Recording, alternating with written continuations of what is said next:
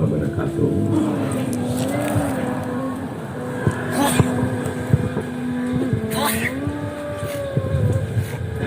Al-Fatihah.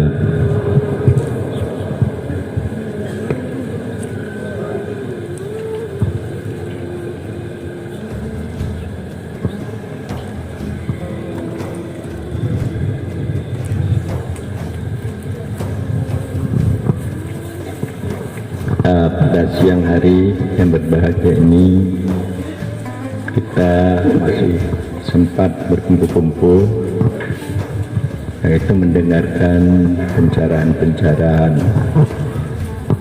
pemahaman-pemahaman dari guru-guru kita untuk membangunkan hati kita supaya kita dapat mencintai Allah dan Rasul dan mencintai agama Allah. Bagaimana firman Allah dalam Al-Quran, "Lau aradallahu biqaumin khairan la asma'hum."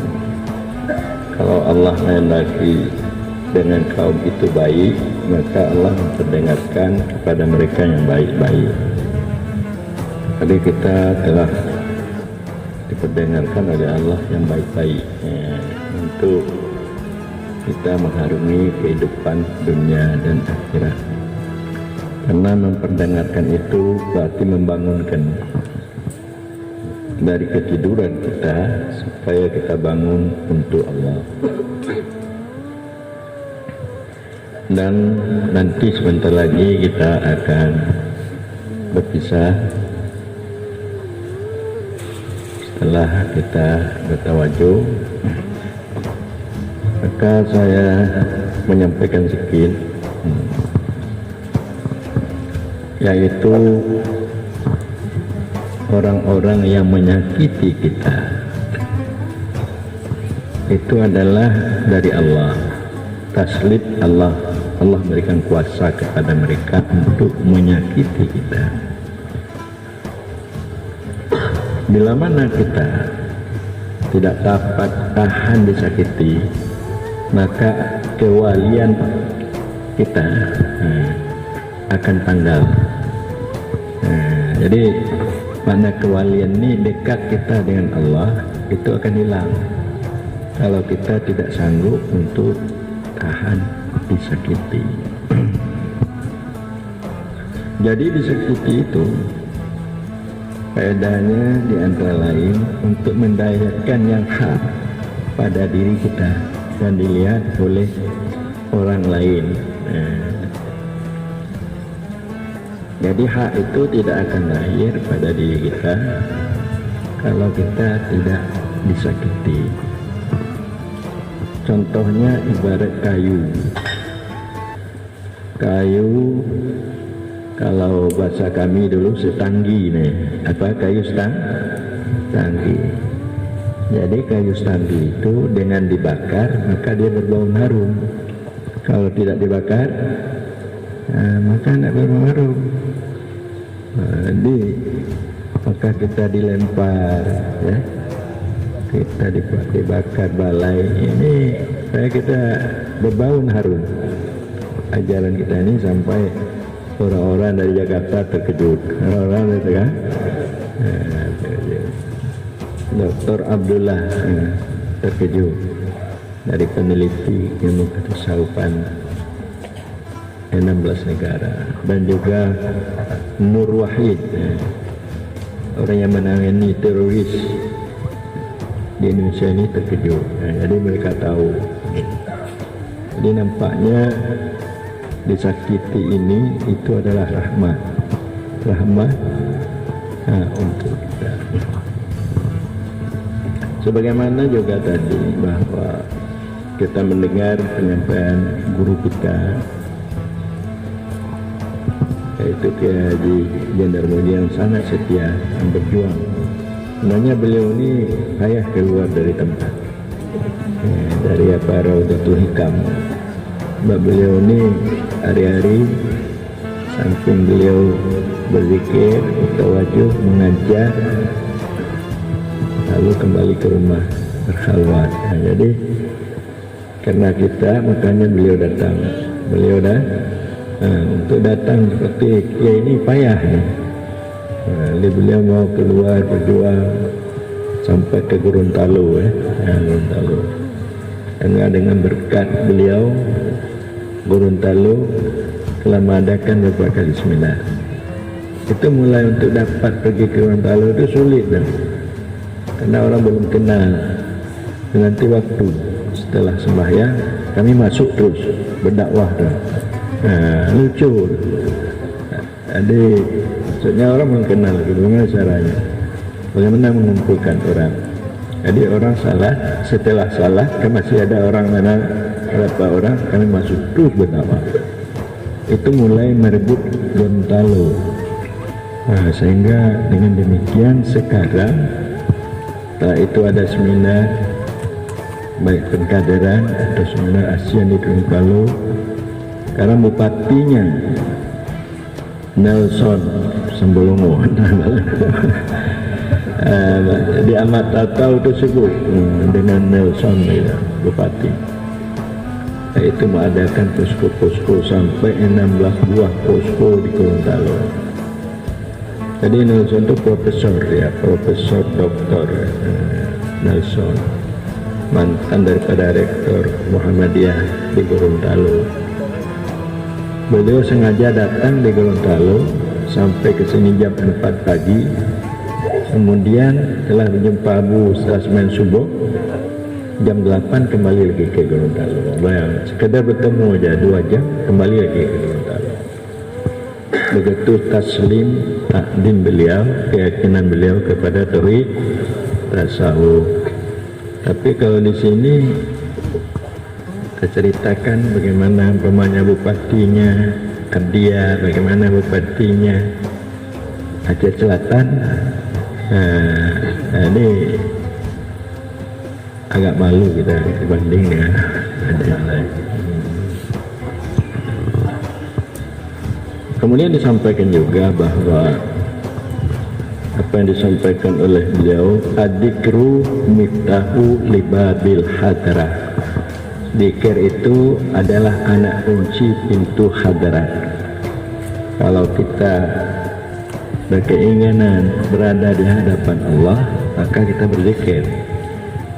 Zikru miftahu libabil hadrah. Zikir itu anak kunci. Maka anak kunci ini sebab kita terbuka pintu sampai ke hadarat Allah. Tahukah para hadirin hadirat, oleh Muhammad Al-Hujaini mengatakan dengan kita ikadul imam, dekat hadirat Allah itu ada 3 penghadang. Ada 3 penghadang. Kita tidak bisa sampai ke hadirat kalau kita belum bisa mengalahkan yang 3 penghadang. 3 kelompok penghadang. Pertama makhluk. Itu yang menghadang kita. Makhluk termasuk anak istri kita, termasuk teman sejawat kita, termasuk tetangga, termasuk pimpinan kita. Itu yang menghadang kita. Jadi yang mengganggu kita untuk sampai ke hadirat. Jadi makanya yang demikian itu artinya jangan sampai ke dalam hati kita menghormati, mencintai istri. Jangan sampai ke dalam batin lubuk hati kita mencintai, menghormati teman kita atau pemimpin dunia ini. Jangan sampai ke lubuk hati kita, karena ini telah disampaikan oleh Allah kepada Musa, ya Musa tarik kalbakali, hai Musa kosongkan hatimu untukku, kosongkan hatimu untuk jadi yang paling dalam untuk Allah Subhanahu wa ta'ala, bukan untuk istri, bukan untuk anak, bukan untuk harta, untuk sawit, bukan untuk kedudukan dan lainnya. Jadi kalau makhluk ini ya, telah bisa kita atasi, itu satu petanda bahwa kita sudah dekat sampai kepada hadrat. Dan kedua, syaitan apa?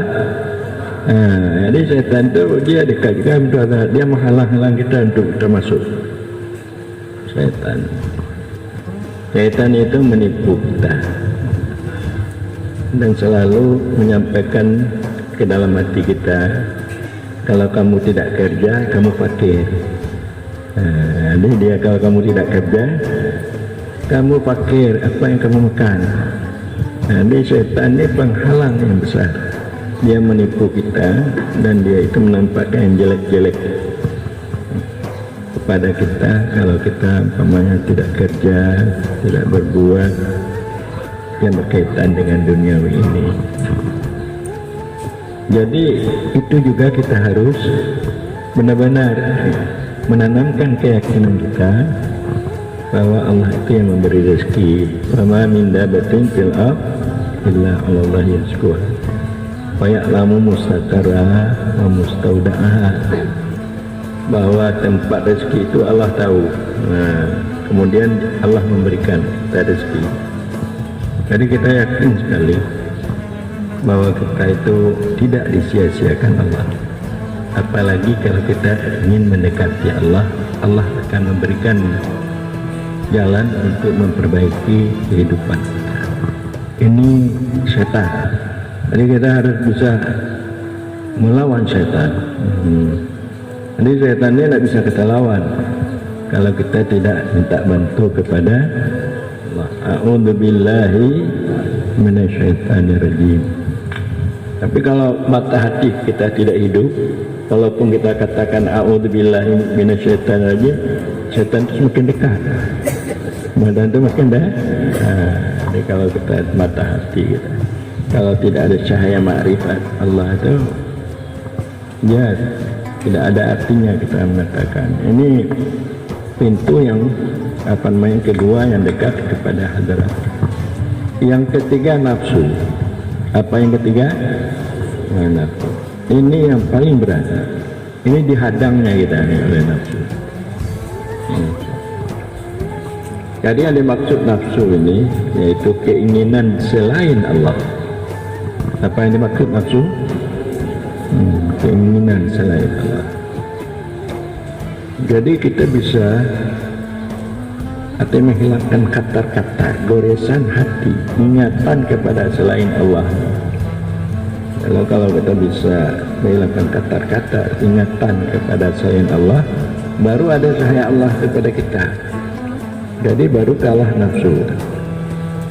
Jadi hawa nafsu ini tidak bisa dikalahkan oleh ilmu pengetahuan, tapi oleh iman, iman dengan jalan berzikir. Jadidu imanakum biqauli la ilaha illallah. Barulah oleh kamu imanmu dengan kalimat la ilaha. Itulah makanya saya menganjurkan, atau kami menganjurkan menggagas tertib silbit, supaya untuk meningkatkan iman, supaya dapat mengalahkan nafsu dan mengalahkan syaitan dan mengalahkan makhluk yang menghambat kita untuk kita sampai kepada hadrat Allah. Makanya kalau kita kesimpulan gundah atau susah kita dengan disakiti oleh makhluk, menandakan kita tidak akan dapat menjadi wali Allah. Seharusnya kita disuruh lagi, disuruh melempar lagi, disuruh melempar lagi. Tadi ke Darussalam, saya sengaja meletakkan mobil saya di depan tempat Abu Muaddi. Abu Muaddi menyuruh murid-muridnya melempar. Jadi alhamdulillah tidak. Alhamdulillah. Jadi para hadirin hadirat, marilah kita istiqamah. Tahukah anda istiqamah? Kasat kemauan kita selalu berjalan untuk sampai ke ahadidah. tajalli zat dalam batin kita, sehingga hilang selain daripada Allah, zat Allah dalam batin yang paling dalam, hanya Allah. Jadi itu berkat istiqamah kemauan untuk berjalan kepada ahadizat, berjalan daripada alam khalqiyah sampai kepada alam uluhiyah, sampai tidak ada alam lagi, hanya Allah, hanya Jadi kalau dapat seperti itu, insya Allah Anda akan berdiri dengan kokoh, insya Allah Anda akan dapat itu rahmat, keselamatan. Memang ajaran tasawuf dan kesufian ini memang dihadang semenjak dulu Syibli sampai dikeluarkan berapa kali dalam negeri, dihadang, diusir lagi, kembali diusir lagi. Memang ajaran tasawuf kesufian ini itu banyak sekali cobaan. Tapi kalau Anda sudah lepas dari cobaan itu, seperti Ibnu Mubarak ini dalam kitab diterangkan,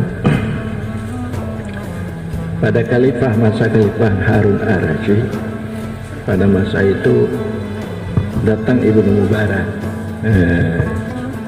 ke istana Khalifah Harun ar-Rasyid. Jadi di hadapan istana itu orang sudah hiruk pikuk. Kadang-kadang yang mengkadamkan itu istana dan juga jamaah yang dekat istana itu lari ke sana, lari ke sini, sehingga sulup-sulup atau terumpah putus. Lalu oleh istri daripada Harun ar-Rasyid ini keluar dari rumah, dia tanya, itu siapa? Oh, ini ada orang alim, wali Allah baru datang, Ibnu Mubarak. Oh, kalau datang wali Allah Ibnu Mubarak, kok mengapa terjadi semacam ini? Orang kumpul-kumpul, lari-lari, ini sudah beribu-ribu orang yang kumpul. Itu nampaknya, katanya istri Harun ar-Rasyid, kalau khalifah untuk mengumpulkan orang sekalipun dia pakai tongkat ataupun anak buahnya ya pakai rotan untuk mengumpulkan, tidak akan terkumpul. Tetapi kalau Ibnu Mubarak datang, tidak payah pakai tongkat, tidak payah dikumpulkan, datang semua. Karena itu wali min awliya'illah. Jadi nampaknya kalau wali min awliya'illah ini hadir, itu yang lain-lainnya itu sudah mudah datang. Nah, inilah makanya kalau tauhid tasawuf diadakan di mana-mana, orang datang. Itu mungkin ada saya Ibnu Mubarak, saya apa? Jadi kita tidak ada lagi saya. Apakah Anda berkeinginan untuk menjadi wali Allah? Paling kurang membenarkan ilmu tasawuf ini sudah wali kecil, sudah wali. Kalau dapat mengamalkan sudah wali besar. Tidak dapat menyampaikan itu sama seperti bintang. Berarti digemari, disenangi oleh umat. Tengku Syukri Daud mengatakan, sekarang wali-wali Nanggro itu lebih berpengaruh lagi daripada ulama-ulama ada. Siapa yang mengatakan? Tengku Syukri Abu Pano. Dia tahu di mana dia bicara itu. Lebih berpengaruh wali-wali Nanggro itu lebih pengaruh daripada ulama. Wali Nanggro Kubra, Wali Nanggro Kubra, Wali Nanggro Abidaya. Jadi wali-wali Nanggro lebih berpengaruh, disenangi oleh masyarakat lebih daripada ulama-ulama, lebih daripada ulama-ulama pesantren, lebih daripada ulama-ulama. Inilah berarti sudah ada, bukan hanya wali Nanggro aja, sudah ada menjadi waliullah. Ada sekian demikian, kita tidak berzikir, cuma sangat itu aja. Kita minta doa kepada Kiai ya, karena waktu juga yang sudah datang.